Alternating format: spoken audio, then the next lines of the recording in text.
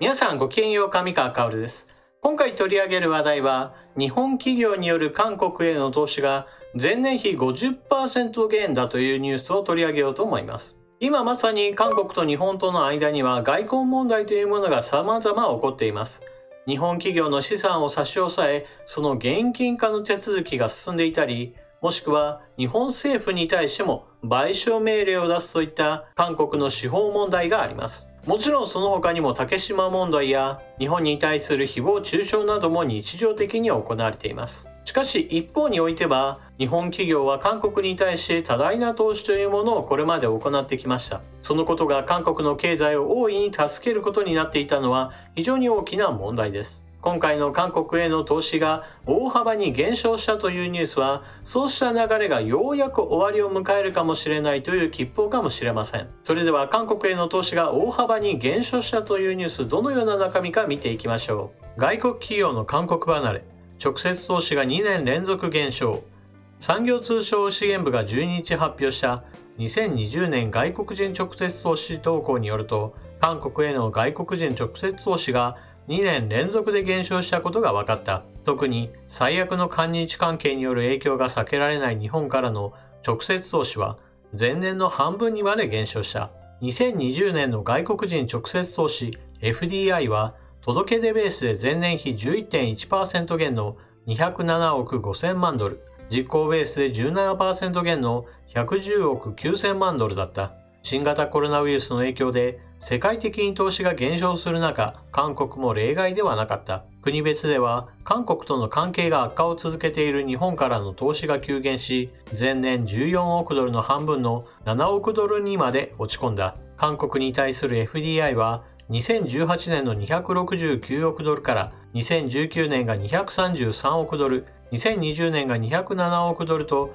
2年連続で減少した。特に昨年はサービス業に比べ製造業分野で外国人投資の減少幅が大きかった。製造業への投資は2019年に82億ドルだったが、昨年は60億ドルに減少し、サービス業は148億ドルから144億ドルに減少した。産業安全保険法、労働時間週52時間上限制の導入など、様々な規制が重なったことが影響したとみられている。外国人による投資が減少する中、外国人投資企業の韓国撤退も相次いでいる。産業通商資源部によると、外国人投資企業の登録抹消件数は2017年が1028件、18年が791件、19年が738件だった。外国人直接投資の減少について、全国経済人連合会は外国人投資企業に対する法人税減免措置の廃止、労働時間短縮、最低賃金引き上げなど、投資環境の悪化を主因に挙げた。延世大の孫教授は、コロナ以前から最低賃金引き上げなどコスト上昇、様々な規制強化による経営陣の負担増加、法人税引き上げなどが企業の投資を制約する条件として作用してきた。結局、雇用減少と所得低下につながると指摘した。この記事の冒頭においては、新型コロナウイルスの被害もあるから、ある程度こうした韓国への投資が少なくなるのは仕方ないかなという論調からスタートするわけですが、ここに一つ大きな問題があります。韓国においてはムン・ジェイン大統領がK貿易といって韓国の貿易体制は非常に優れていて世界に誇るべきものだということを長い間宣伝を続けてきました。ですから新型コロナウイルスの問題があったとしても韓国への投資は本来であれば減らなかったはずです。少なくともK貿易というものが本当に世界に誇れるようなものであったのなら。しかし現実においてはそうではありません。少なくとも韓国においても季節性の流行というものがあって新型コロナウイルスの被害は上昇しました。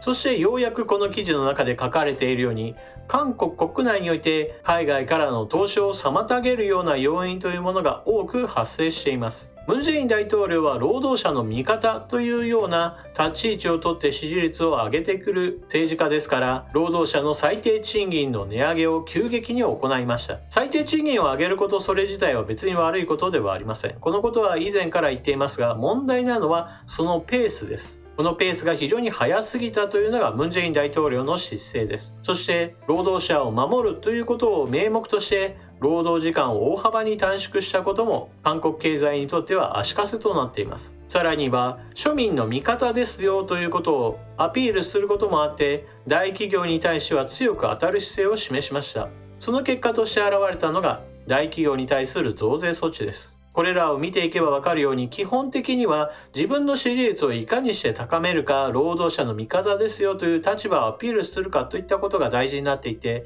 そのために韓国におけるビジネス環境というものは基本的には悪くなっているのです。あと一つ言い忘れましたが、強すぎる労組を放置しているというのもムン・ジェイン大統領の一つの姿勢の一つと言えるでしょう。労働組合が強いこと、それ自体によって労働者が権利を守る志、それ自体は間違っていませんが、韓国における労組が強いのは明らかに行き過ぎていて、彼らが権利集団になっていて、自分たちの利益を拡大することにその力の全てをつぎ込んでいるというかなり歪な形となっています。このような要因が積み重なった韓国というのは、海外から積極的に投資をする先としては魅力がどんどんと減少しています。一方で韓国に対する投資というものが減少する一方において、韓国企業そのものも海外への投資を積極的にして、韓国国内に対する投資というものはそれほど積極的には行っていません。サムスンのように自国のマザー工場がある場合は別にして、韓国企業にとっても韓国内における投資を増やすよりも海外に投資した方がビジネス的には良いという状況になりつつあるのです。そして日本企業の韓国への投資が半分になったよというのはようやくかという感想が出ます。そもそも日本企業にとって韓国というのは本来であればカントリーリスクの非常に高い国です。しかし長い間韓国は日本企業に対しては非常に良い条件を提示して日本企業の誘致というものを進めてきました。進出した企業に対する用地の提供や法人税の減免措置、そして視察に訪れた企業幹部らに対する非常に手厚い接待などです。しかし韓国にしてみれば、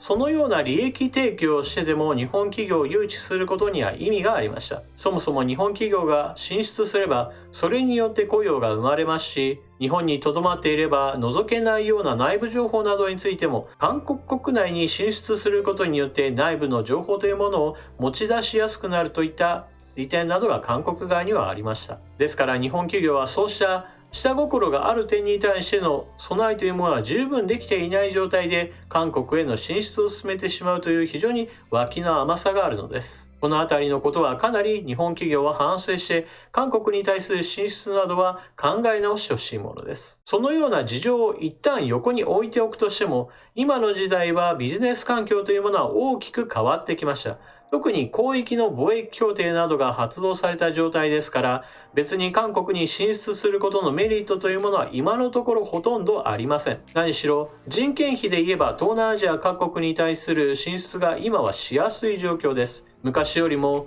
東南アジアで生産拠点やもしくはビジネス拠点を設けても、そこから周辺各国に対するサービスの展開などは非常にしやすい状況になっています。東南アジア各国は非常に若い世代の人口が多く、これからの消費活動がより活発になる地域です。ですからビジネスチャンスはより高まってくる地域です。海外進出するなら別に生産業だけではなく多くのサービス業においても東南アジアを目指すべきなのは明らかでしょう。そして海外進出するだけが日本企業のビジネス活動ではありません。日本国内における投資というものももっともっと積み重ねて良い時期です。非常に残念な話ではありますが、日本国内における人件費というのはここ何十年かの間非常に横ばいと言えるような状況で、人件費の上昇が目立つ海外とはかなり対照的な動きとなっています。ですから先日の動画では台湾の TSMC を日本に誘致すべきだといった話をしましたが、このあたり台湾がなぜ日本に開発拠点や生産拠点を作ろうとしているか、そのあたりは日本の人件費の上昇が起こっていないことも一つの要因なのです。ですから日本企業自身も海外に目を向ける前に足元の日本に対する投資というものを